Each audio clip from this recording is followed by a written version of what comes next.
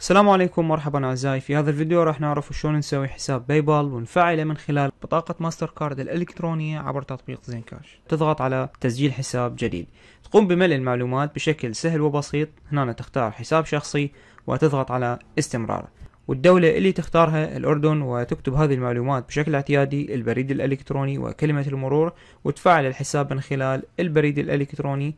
بعدها ندخل على حسابنا حتى نضيف بطاقة ماستر كارد. نفتح حسابنا على الباي بال. ملاحظة مهمة: حساب الباي بال اللي عندك إذا ما كان مفعل ما راح يعمل بشكل صحيح، يعني لا راح تقدر تستلم ولا راح تقدر ترسل الأموال، فلازم حسابك يكون مفعل ببطاقة ماستر كارد. في هذا الفيديو راح نستخدم بطاقة ماستر كارد الإلكترونية عبر تطبيق زين كاش. فنقوم بالضغط على إضافة بطاقة أو حساب مصرفي. بعدها نضغط على ربط بطاقة. الجزء الأول نختار ماستر كارد اللي راح نستخدمها. في هذا المكان راح نكتب رقم البطاقة، وهنا راح نكتب تاريخ انتهاء البطاقة والرقم السري الخاص بالبطاقة اللي وصلنا برسالة SMS بعد شراء البطاقة من خلال تطبيق زين كاش.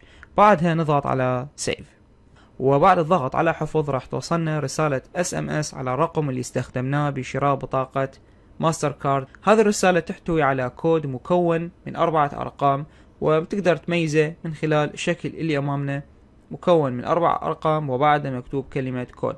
هذه الأرقام تكتبها وراح يتفاعل عندك الباي بال بكل سهولة، وتقدر تستخدمه في كل المواقع، تشتري الألعاب والبرامج وحتى بالتسوق من خلال الإنترنت.